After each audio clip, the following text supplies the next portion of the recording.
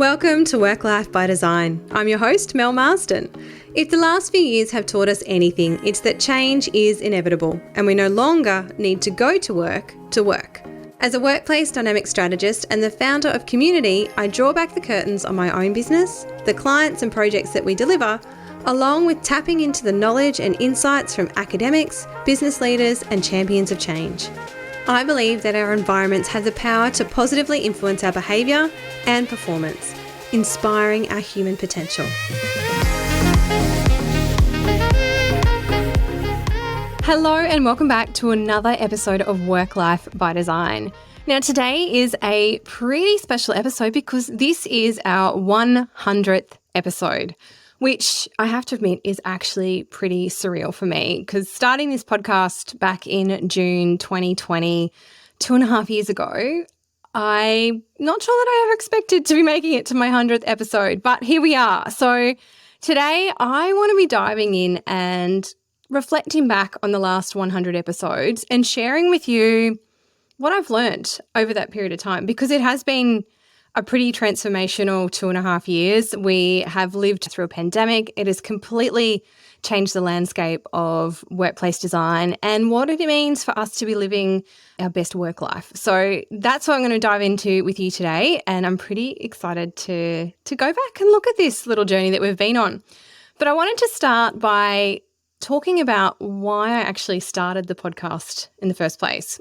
And the reality is because I was told that I needed a podcast, which wasn't a good enough reason for me to actually decide to start a podcast. I thought that that was a little bit superficial. It was all a bit of a sales and marketing ploy, and I needed to have more substance to why I wanted to do this. And when I dug into this, what this meant for me was that I was going to get to have conversations with people around the impact that our workplaces can have on our lives and on our businesses. Now, as you would have known if you've been here for the last 100 episodes, this is something that I'm very, very passionate about. Like, workplace design is what I live and breathe, and the opportunity to dive into those conversations far more with experts in our field, with colleagues, with clients, and really explore what it takes to make our workplaces work.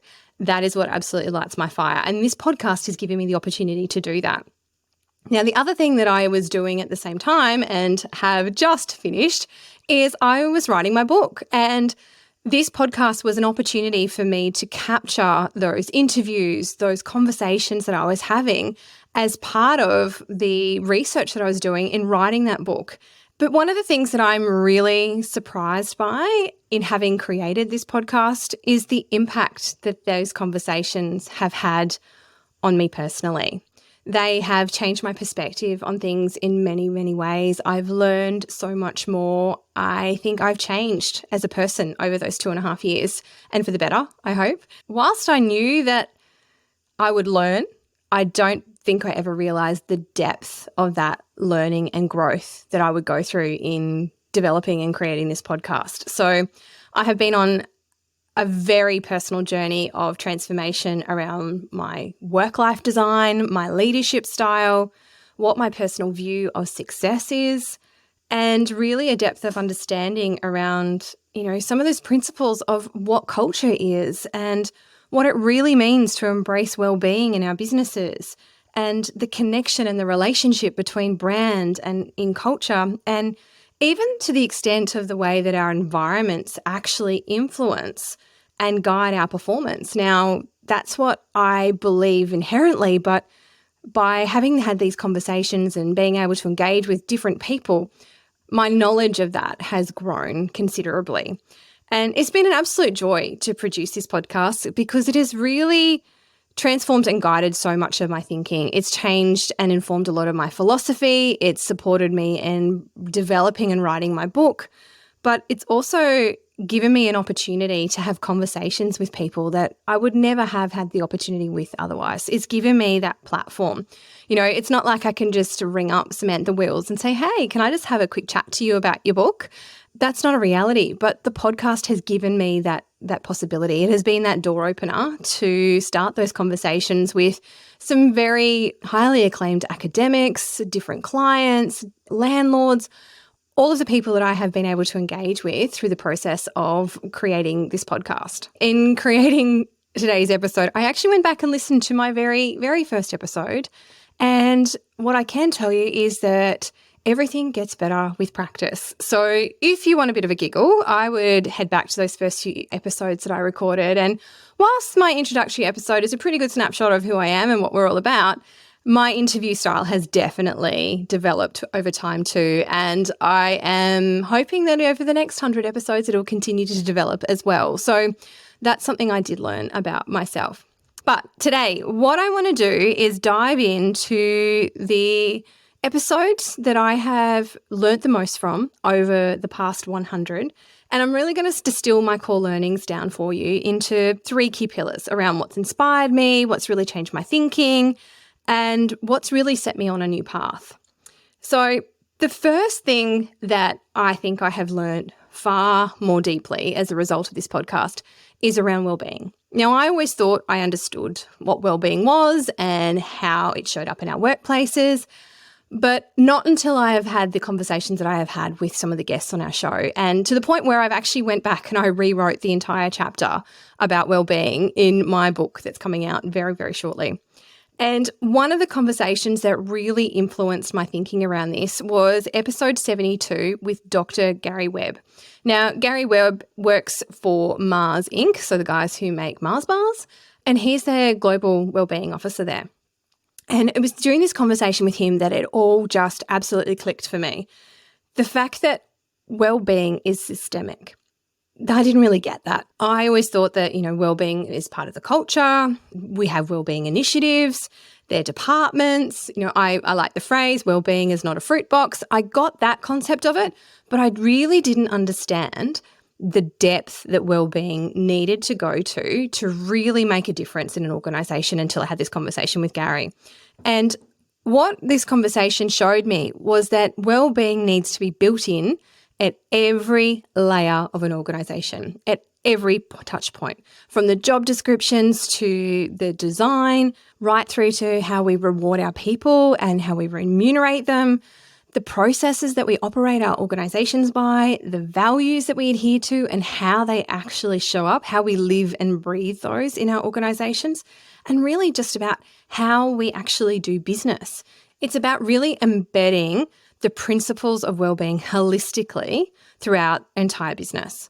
Now, one of the concepts that Gary spoke about was about the return on investment, and he shared a really interesting story there, is that shortly after he'd started at Mars, he went to communicate to the business what their return on investment was around investing in wellbeing.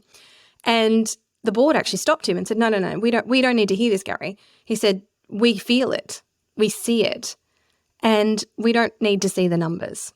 Now that tells you that wellbeing is part of that organisation's DNA. It's in there and there's no way of extracting it. It's not something that's band-aided on. It's not bolted on. It is part of the fabric of that organisation at every touch point. And what they know is that when they invest in the health and well-being of their people, there's actually a mutual benefit. And he talks about being on this continuum. At one end, we've got compliance. This is what our responsibility is as an employer. And on the other end, we've got we care. This is what we do because we know that it's the right thing to do. We care about the people that we engage with and that we employ and our clients that we serve. And we know that there is a mutual benefit for all when we get this right. And so that just completely changed my whole thinking about what wellbeing meant in an organisation. And the other conversation that I had that really changed my thinking around wellbeing in our workplaces was with Ken Yifong in episode 85. Now, Ken is on the Well Global Advisory Board and also a faculty member. But what he started to share with me was some really compelling arguments around the financial impacts of designing for wellbeing. Now, this is one of those things that I think has been quite intangible for a while. We're not really sure how to measure it.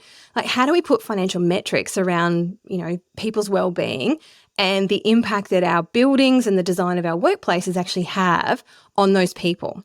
And what he started to share with me was that there were some really clear principles and that there's some data that I had already been collecting that when we looked at it in a different way, you can definitely demonstrate the financial impact of wellbeing on the performance of the people and on the performance of the business. Now, one of these principles that he shared with me is the 90-90-90 principle. And what it is effectively is that there are 3 environmental spheres that influence the well-being of our lives and our contribution to work. Now, the first 90% is around the social determinants of health. Now, social determinants of health are the economic and social conditions that influence individual and group health statistics. So when we look at that, there are 90% of the things that we can control within our environment, and that's from our physical and our social health, our access to medical care, and our lifestyle. Now, those things can be influenced and controlled by the way that we design our environments. The 10% we can't control is our genetics. So that's the first 90%. The second 90% principle is the amount of time that we spend indoors.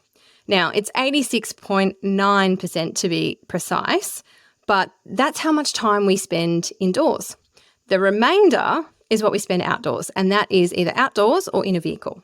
So when we're thinking about indoors, it's when we're at home, we're in the office, we are at work, we are in the shops, we're at a bar, a restaurant, a cafe, and it's only that last 10% that we spend outdoors. So again, our environment is controllable and we can design that environment.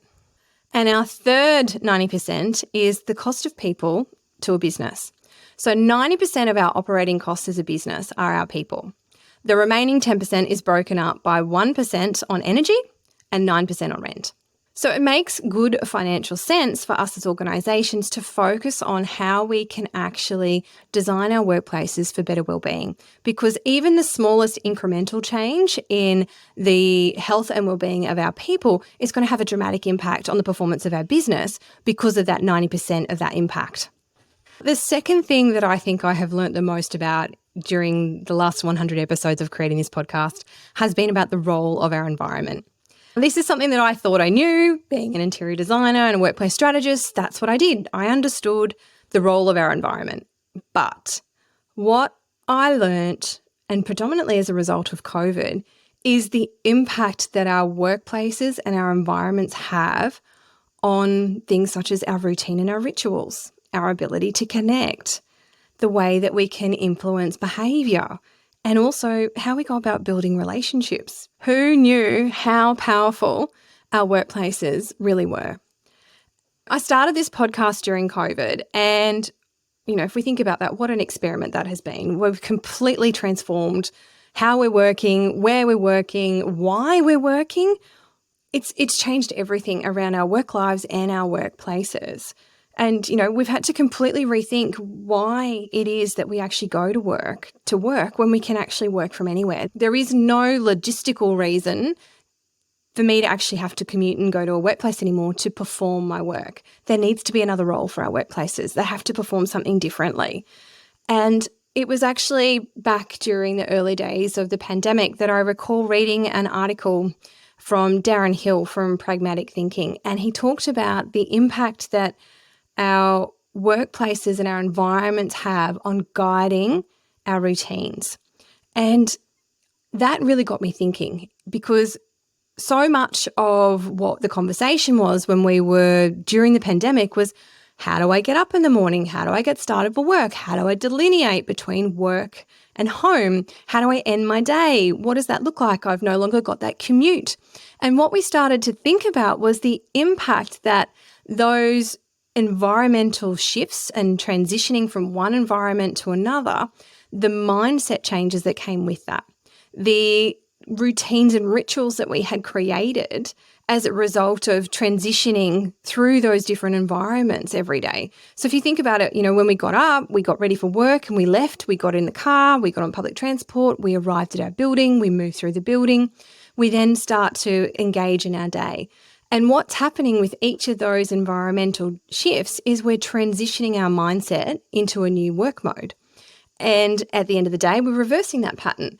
And so our environments play a big part in helping us shift our cognitive thinking around where we are, what we're doing, how we need to behave, what we need to do, all of those things. And so when we had that scaffolding removed from us, we didn't know how to operate. We had to learn new routines. We had to learn new rituals, new habits, new triggers that would support us to work differently because we no longer had those environmental transitions.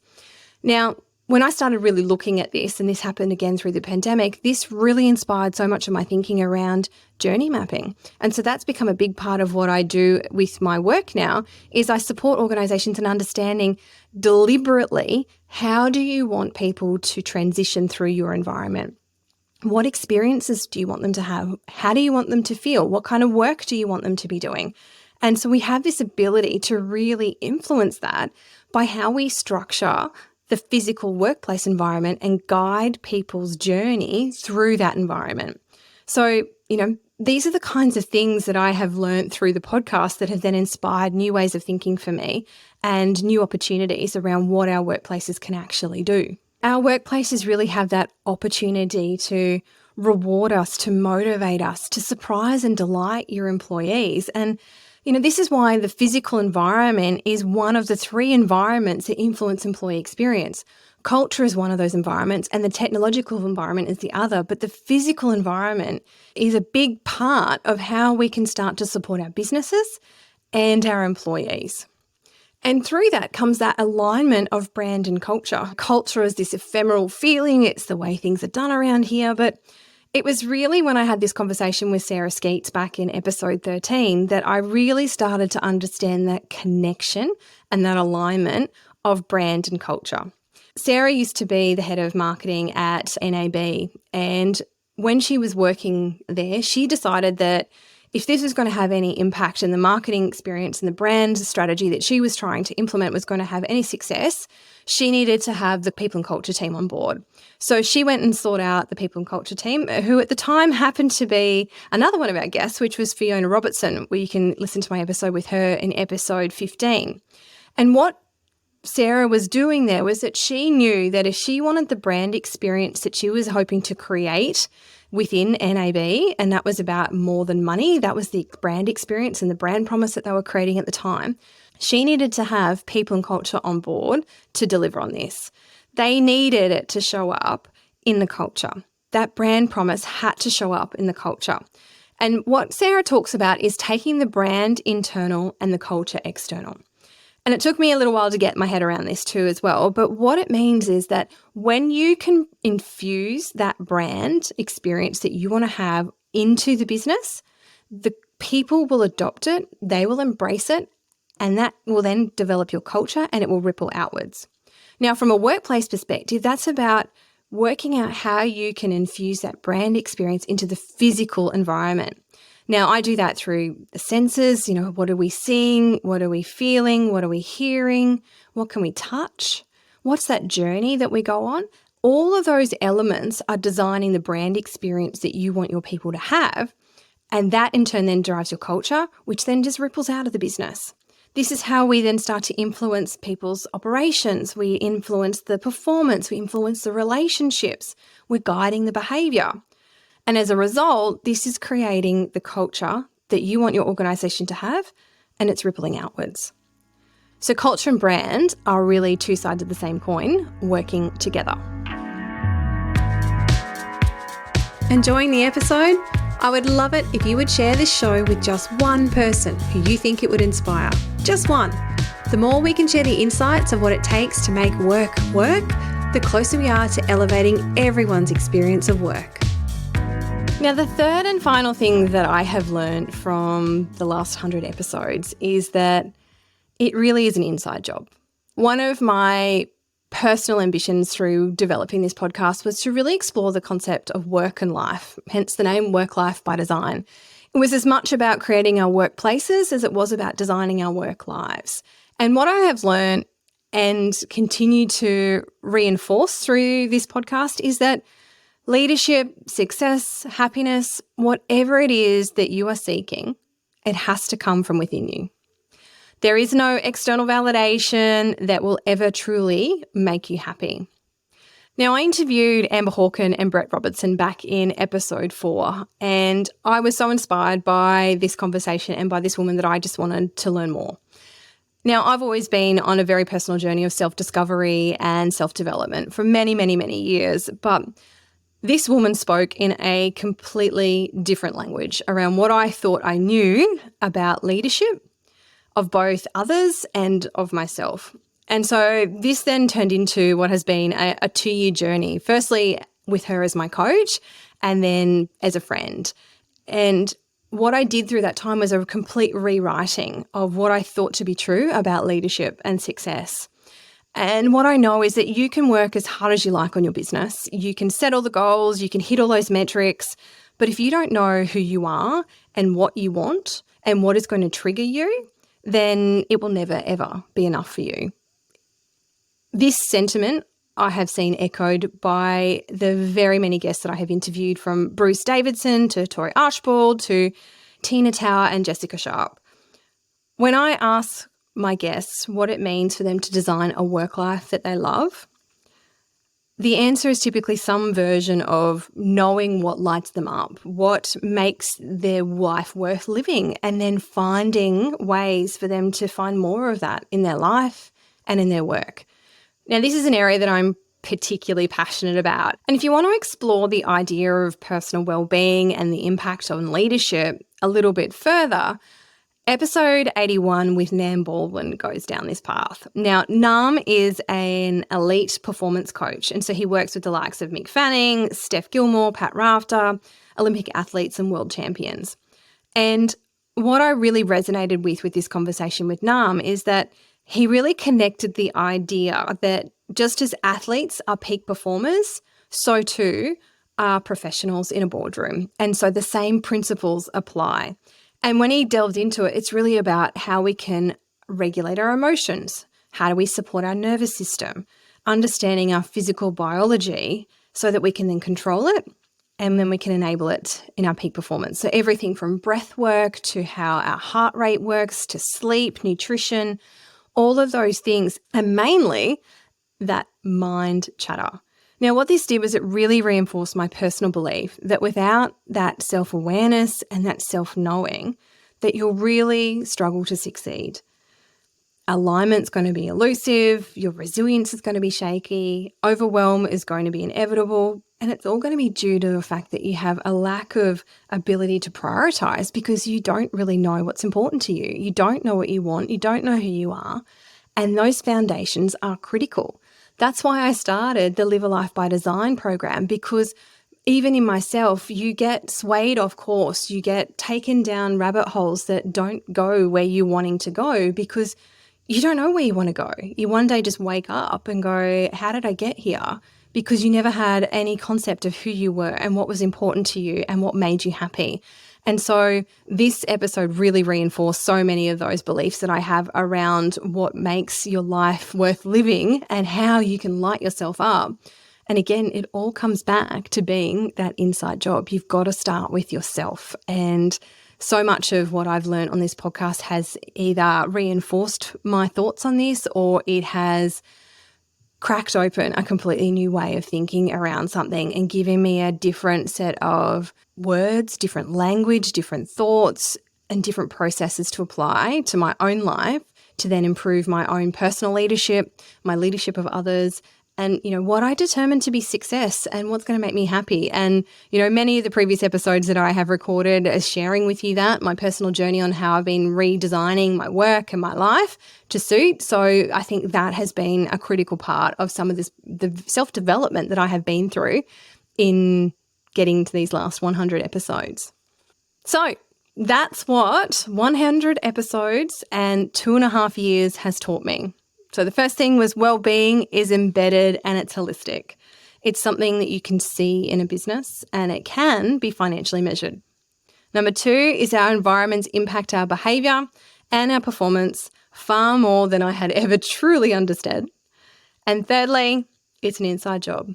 Leadership, happiness, success all starts with you.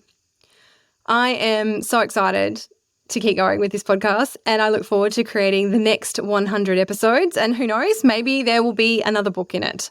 But over the next few weeks, I've got some great guests lined up for you to explore the role of place, our environment, our work life, and even more. Plus, I have got one very special episode coming up with my coach, Michelle Broadbent. She's going to be interviewing me about my forthcoming book, which is The Next Workplace, Designing Dynamic Environments that Inspire Human Potential. So I'm very excited to be sharing with you. My book is coming out in just a few short weeks. So stay tuned. I will keep you posted so that you will be the first to know. I'm going to be doing a book tour to launch that out into the world. So we'll be going through Brisbane, Sydney, and Melbourne. So if you are in any of those locations, I would love to see you. Please come along and join me and help me celebrate getting this out in the world. It is a compilation of my learnings, my philosophies, my journey, and many of these conversations that I've had through the podcast as well. So pretty excited to be seeing that one come out. But until next week, take care. Welcome back. Happy New Year. And thanks for tuning in and joining me for the last 100 episodes. I'm very excited and I'm looking forward to seeing what the next 100 episodes hold. I'd also just like to say a big thank you to all of my guests that have contributed to this podcast over the last 100 episodes. Without you, none of this would have been possible. And I also want to say a big thank you for sharing your knowledge, your wisdom, and in many cases, your own personal journey with me and our listeners, because each of you have made a mark on me personally. So thank you.